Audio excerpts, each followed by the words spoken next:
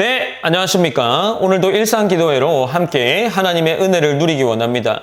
오늘 본문은 역대상 14장 1절에서 17절까지의 본문입니다. 우리가 오늘 이 본문을 통해서 다윗에 대한 기록을 살피며 하나님이 우리가 이 말씀을 통해 어떤 교훈을 주시고자 하는지를 나누기 원합니다. 먼저 다윗의 이 기록은 14장에서 나타나는 다윗의 기록은 하나님께서 다윗으로 하여금 궁전을 짓게 하신 장면이 기록되어 있습니다.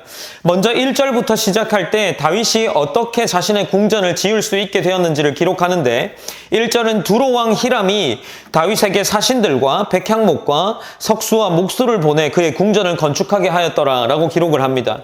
이방 왕으로 인해서 다윗이 자신의 궁전을 건축하게 됩니다. 그러나 다윗은 이것이 이방 왕으로 인한 것이 아니라 2절에서 이야기하기를 다윗이 여호와께서 자기를 이스라엘 왕으로 삼으신 줄을 깨달았으니 라고 기록하면서 자신이 궁전을 지을 수 있게 된 것을 이 이방 왕 때문이 아닌 하나님께서 자신을 세워나가는 것으로 이해하고 있는 겁니다. 그래서 이 궁전을 짓기 시작합니다. 그리고 이어서 3절에서 7절까지는 다윗의 자손들에 대한 기록이 나타나는데 이 자손들 또한 다윗에게 주어진 복인 거죠. 이제 그래서 1절부터 이어지는 7절까지는 다윗이 이 궁전을 건축하고 자신의 자식들이 나오는 기록들로 보아 다윗의 복이 얼마나 컸는지를 보여주고 있는 겁니다.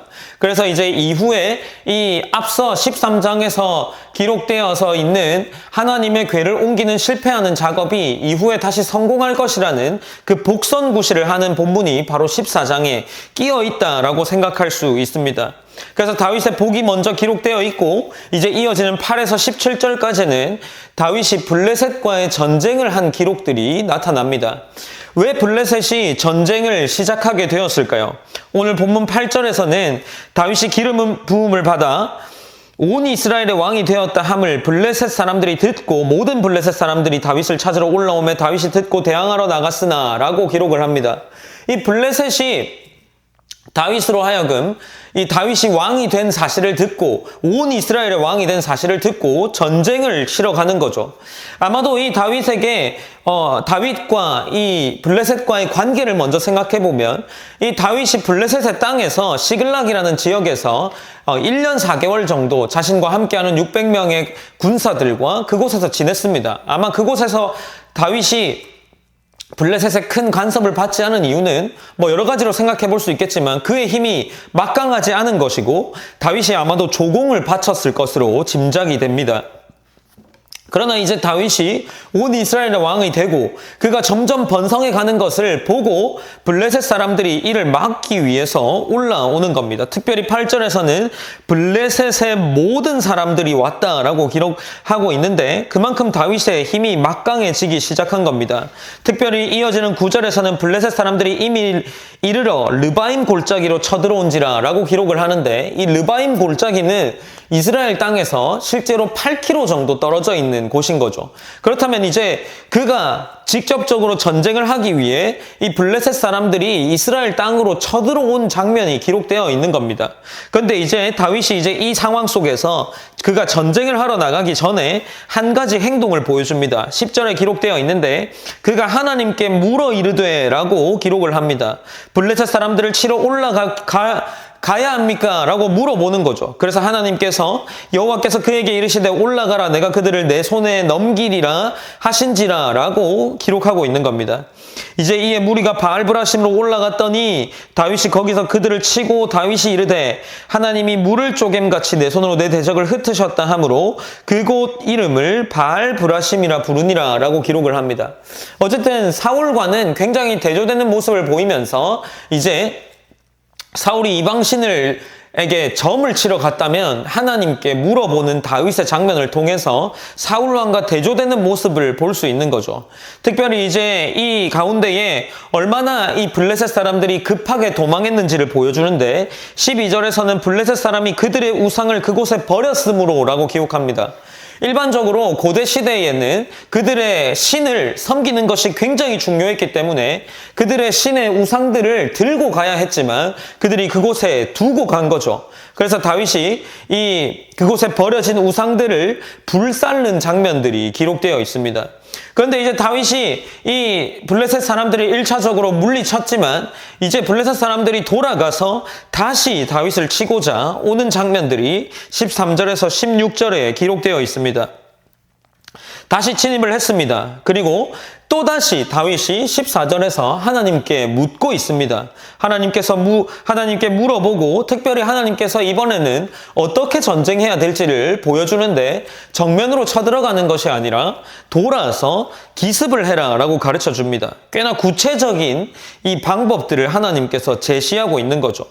이제 그 가운데에 하나님과의 묻고 답하는 이 일을 통해서 다윗이 하나님으로부터 문제 해결의 방법을 얻고 있는 장면을 기록하고 있는 겁니다. 이제 이 가운데에 블레셋을 침으로 말미암아 어떻게 됩니까? 16절에서는 명령대로 행하여 블레셋 사람들의 군대를 쳐서 기브온에서부터 게셀까지 이르렀더니 라고 기록합니다. 특별히 여기서 게셀이라는 지역은 전쟁을 치룬 이 이스라엘 땅에서 약 24km 정도 떨어져 있는데 그 지역은 블레셋과 이스라엘의 경계 지역이었습니다. 그렇다면 이 기록을 볼 때 이제 다윗이 전쟁을 통해서 이스라엘 영내에서 블레셋 사람들을 완전히 몰아낸 것을 기록하고 있는 겁니다. 그래서 이제 다윗으로 말미암아 이 다윗의 평가가 성경에서 어떻게 이어지고 있습니까? 17절에서 이르기를 다윗의 명성이 온 세상에 퍼졌고 여호와께서 모든 이방 민족으로 그를 두려워하게 하셨더라 라고 기록을 해 나가고 있습니다. 사랑하는 성도 여러분, 어쩌면 이 다윗의 승리는 우리에게 크게 의미 있게 다가오지 않을 수 있습니다. 왜냐하면 우리는 이미 다윗이 성경에서 굉장히 중요한 인물이고 그가 하나님께 사랑을 받았고 하는 그러한 장면들을 우리가 이미 익히 들어왔기 때문이죠. 그러나 다윗의 입장에서 당시 다윗의 입장으로 돌아가서 다윗과 하나님과의 관계들을 우리가 살펴볼 필요가 있는 겁니다. 다윗은 사울과는 달리 하나님께 구한 모습이 꽤나 의미 있게 보입니다. 우리는 어떠한 삶을 살아갑니까? 우리가 이 본문을 통해서 우리의 삶에 적용시킬 때에 우리의 삶은 하나님과 어떤 관계를 맺고 있는지를 살펴보아야 합니다. 사소한 것들도 하나님께 물어보고 있는지, 아니면 우리에게 정말 중요한 결정들을 해나갈 때에 나는 지금 하나님께 어떤 질문들을 해나가고 있는지를 우리가 살펴보아야 하는 거죠. 우리가 그것들을 통해서 하나님과 조금 더 가까운 관계를 가지기 원한다 기도하셨으면 좋겠습니다. 우리의 일상의 여러 가지의 고민들과 우리 인생의 중요한 결정들을 할 때에 있어서 하나님께 도움을 구하고 그 도움을 구할 때에 다윗이 꽤나 구체적인 언급과 구체적인 방법들을 제시받았던 것처럼 우리 삶 또한 하나님께서 구체적인 방향들을 제시해 주기를 원한다 기도하셨으면 좋겠습니다. 그리고 그것들을 통해서 하나님께 이끌림 받는 삶을 살기 원합니다 라고 우리 그렇게 함께 기도하심으로 오늘 일상기도회를 마무리하겠습니다. 제가 기도하겠습니다. 사랑의 하나님 감사합니다. 하나님, 우리가 오늘도 일상기도회를 통해서 하나님의 은혜를 함께 나누었습니다. 하나님, 특별히 다윗의 이 블레셋과의 전쟁의 기록과 다윗의 복을 누리는 이 기록들을 통해서 우리가 함께 나눈 말씀은 하나님께 우리가 구하자라는 겁니다.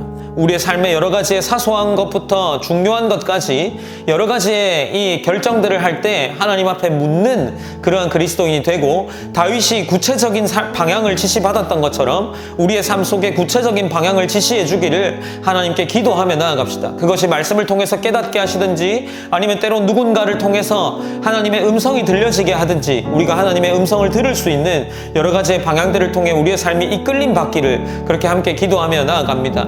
하나님께서 오늘 하루 가운데 여러 가지의 일들 속에 하나님과 함께하는 것을 느낄 수 있도록 우리가 하나님께 구하고 또 묻고 하나님과의 대화의 형식들의 삶을 살아낼 수 있도록 하나님 인도하여 주시옵소서. 언제나 우리와 함께 하심을 믿습니다.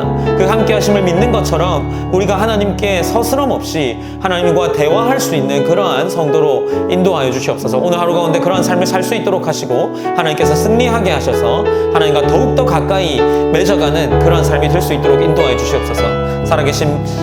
살아계신 예수님의 이름으로 기도드립니다. 아멘.